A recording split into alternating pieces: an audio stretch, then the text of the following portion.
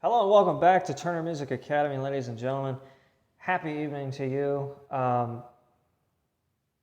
We got some really exciting stuff here for you today. This lesson will build off of the previous Circle of Fifths lesson. We've got a lot of stuff to talk about and some examples, so I need to go quickly here.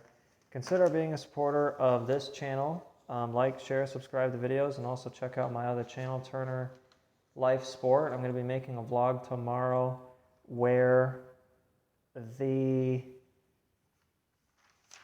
going to go on a 55 to 60K, and we'll be doing some really kind of cool catch-up stuff there, and just talking about some things. So definitely, I'll put a link to that in the description below. You can go and check out some vlogs and, some fitness, athletic advice if you're interested in that. And then also consider being a supporter of both my channels. I've got a design studio called Turner Design Studios, and a lot of things that are for sale are on Etsy.com, so I'll put a link to that in the description. And you can get like 53 different designs I'm selling, and like they're all customizable, like multiple different sizes just in rendering. So 9" by 12" 18" by 24", which are 4 times the size of a 9" by 12". And then I've got 9 different painting sizes to choose from. And if you guys want to get really custom and ask me to do a still life or a portrait or a landscape for you in like the style of a great master, I definitely will. So just like I said, check it out, and we'll see you over there. Just message me on the shop. You guys can also email with any questions you have about the Music Academy. Email turnermusicacademy@gmail.com.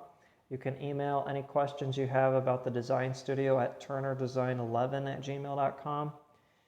And I think that's all the business plugs I'm going to be doing today. So let's pick up. Let me check the time really quickly.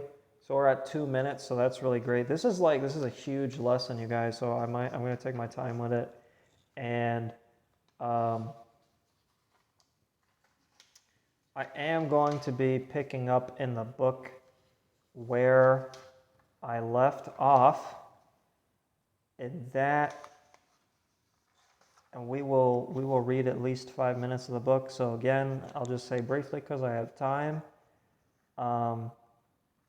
If you misunderstood anything in the previous lessons, and you've watched the videos, like definitely go and rewatch them. Or the reason why I'm reading the book on the channel as of right now is to clarify some things, but I have to get through the introductory chapter. So I'm almost where I left off. Let me check the time. Okay, we're at a minute. So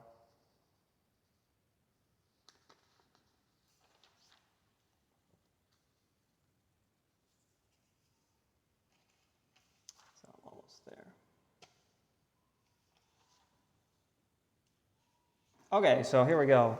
So as simple of a baby step as that is, I was neglected that. And keep in mind, guys, just again, like if you like my book, definitely drop a comment about anything, like within community guidelines and the comment section. Talk to me about what you guys want to see, and let me hear some feedback about my book. All right, so here we go.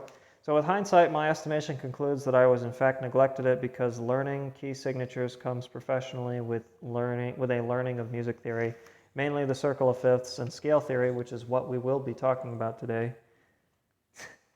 Mark my words. But hold up, I just made a leap into Pillar 2. Now I haven't even finished my story, so this, along with having all the time, hearing all the time growing up how my dad was first chair trombone forever, and on the first day of learning the instrument for me, some kid by the name of Zach shows up and can play perfectly because he's already got 2 years experience going into 6th grade. Not to mention the other guy, Chad, whose dad is a professional trombone player. So my first day learning the instrument, I kissed first and second chair goodbye. The teacher's folly followed, me throughout the time of the first concert as I recall it. The other trombonists and I learned a new key signature, that of E flat. For those of you that don't know, B flat has 2 flats in it and E flat has 3. Like I said, I was taught slide positions. So when the instructor, just a second here. I don't even know why I did that.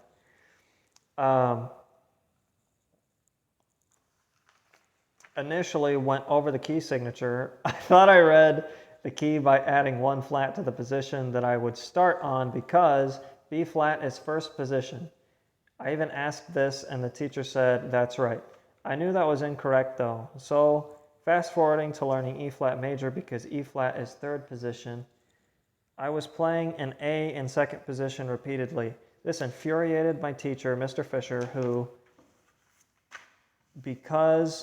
became red in the face, proceeded to yell at me in front of the whole class, and then explained to me that I was playing the wrong note and that this was E flat and I should know all this. Okay, so I'm gonna just like finish this page because actually that's like a really great place to leave because this like directly goes into the lesson today.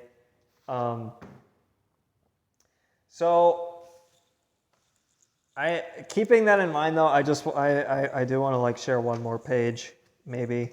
Oh my gosh, there's like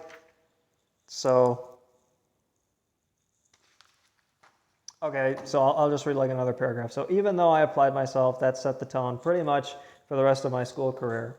I never misplayed another key signature again though. I felt sincerely cheated after that incident, however, and all that experience and all that time, my logical self realized that even though people expect great things of you, you may never meet them, as well as sometimes authority is wrong. Man, did I look like an idiot. Even though I won 4th at Bands of America Grand National Finals, baritone my junior year, and could play and read music exceptionally well, I never purposely got out of Win 4, the lowest concert band. Why? Because that explosion that day from Mr. F did wonders to me, not caring to apply myself to get out of my comfort level. That and never being told why things are the way they are in music. I mean, it is black and white, just like my teacher's anger issues. I wrote that for comedy purposes. Mr. Fisher is like, he was like my neighbor growing up. Like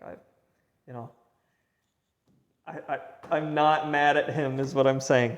So, and learning new notes here and there and practicing scales was at that time never enough for me. It wasn't until after I joined my first band out of high school and started to finally play the guitar my parents got for me when I was 5 that I started to really understand music and fill in those gaps. It takes a lot learning a new instrument, let's face it. There's 2 examples of relating this idea to you and coming full circle. Driving everything home, I've said before. So I will actually leave there today because this is a pretty large lesson. Like I said, there's tons to talk about. And let's just talk about this, okay? So clearly this is our circle of fifths like lesson. This is part 2. Excuse the wire cord. And in the last example, I said we were going to be in G major because I did not want to do a lesson on C major. I've covered C major extensively on this channel. So, and again, this is a circle of fifths. So we have to start somewhere, right? So we're using circle of fifths. So for simplicity's sake, let's just start 1 sharp and the key signature being the key of G major. And here I've actually written a melody in the key of G major. However, I've color-coded it. And the reason why I've color-coded it is because I have actually jumped from G major to D major. I can show you that this way too. Give me just a second. Just a second. Oops, I'm so sorry. I dropped my phone. So from G major to D major, and then D major to A major, and then A major to E major. And let me just say that I wanted to jump to B major and then F sharp major, and I have plans to incorporate those. I was initially going to incorporate F sharp major first because F sharp major is a seventh, and we actually started this melody on F sharp, and there's more to that, but you'll notice here that I did include accidentals and like for the different key signatures. So like really relatively, if you have any musical understanding whatsoever, you should be asking yourself the question of, okay, well, how far out of the box are we getting? You know, like would this sound great? And I'm going to prove that this sounds great without having any instruments because of the actual passage that I've written. It, is 100% in music theory. Okay, so let me show you what I did and what I started out with. So basically, I started out with a grand staff, and as you know, this just in treble clef is a C major scale. We could, in theory, say that this also is a C major scale because there are no sharps and flats. So then what I did is I wrote out a G major scale, and again, for all of you that this is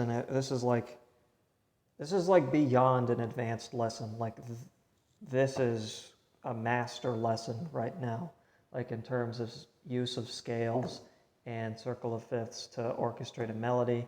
And the reason why I show this to you is because on my discography, Philosophia, I have a song that I'm intending to write in G major called Virtue, and then also Chronos, or Time, I thought maybe could be F sharp major or G major, but that one's going to be F sharp major, so Virtue is going to be in G major. So the point is like with my album, it's intended to be like to expand on the philosophic points and that Pink Floyd has already done, and then incorporate them into a concept album like Dark Side of the Moon, or like, you know, pretty much anything to me, like Up into the Wall, or even you could say the Division Bell. And this would be like what I wanted to do, what I'm wanting to do and intending to do musically is to portray, like, again, philosophic points with music. So like how, like with my experimental song that I already talked about, Mathematos, like Pythagoras said that, you know, the universe, the entire creation is number or order. You know, it's math. Math is order in the universe. So that's pretty much what that would be about, and what another thing that I'm going to prove actually in this lesson. So let's jump back into our scale here and ground ourselves. So here we have G, A, B, C, and I did not put the stems in this example. If you would imagine that, I'll do it now. Hang on just a second. Give me just a second. I'm going to put some stems in there. So, it's just some music to kill the dead space. You'll love how professional we are over here. All right, so, yeah, and again, you'll have to bear with me because I understand that this is not, I'm doing this rushed. Okay, so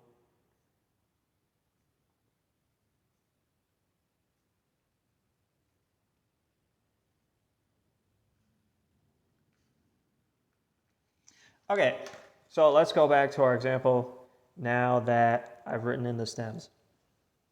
Okay, so rule of stems, just to talk about this, if a note is on the, I put 4/4 in here, so hang on, now I'm going to be a perfectionist again. Okay, so here's a bar, there's a bar, here's a bar, and then we'll just put like a rest. say that that's 4. Okay. So here's our passage of music, really just a scale. Just only look at this as a scale, even though clearly I've written a time signature in here. So we have G, A, B, C. Now this, in scientific notation, we're starting on G4. We're going up to C5 because we already know that, okay? So now we have D, E, F, sharp. There's no need to put in an accidental here. This is a G major scale, ascending, okay? G, we are at an octave, and now A, B, C, 6. Notice how high we are now. We are at a C2 ledger lines in the treble clef, which is going to be 2 octaves above middle C on a piano. So if you have any frame of reference, I'm not going to say where that is on a guitar neck. That's going to be in the upper, it's going to be in the upper register on any instrument, okay? Like upper middle, okay? Definitely still in the upper. You get what I'm saying? Okay, so we're at D, E, F sharp again, and then G. Okay, so this G is actually 1, 2, 3 octaves above our starting point. So this, we went from G4 to G5 here, and then this note here is G6. Guys, G6 is written 4 ledger lines above the musical staff. That's crazy. Okay, so again, that just shows you like how far, like this was basically like how far like I wanted to go to like write a melody, and just to prove to you that even though you can get into like 4 key signatures down the road, you can still stay pretty relative like within this. Okay, so what I did was, this is actually what I did. I have to go like very quickly here. So I wrote in theory, like based off of the major scale, so I wrote out G major ascending, and then I plugged in a 7th, which is a leading. So these are all your possible melodic ideas in a major scale. You've got, of course, tonic, supertonic, mediant, subdominant, dominant, submediant, leading, and octave, right? So 1, 2, 3, 4, 5, 6, 7, and 8. So I did a leading, and I started on that, which is an F sharp, which is what our key signature says. All right. So this is what I did. So I started on a whole note being F sharp, and then I plugged in a 2nd. So I did a supertonic, and then I went down to a tonic, and then I did a mediant, and then I jumped up to a subdominant, and then a dominant. Okay? And for those of you that are unfamiliar with what I wrote F sharp, A, G, B, C, D. Okay? So this, right, stay with me now. F sharp,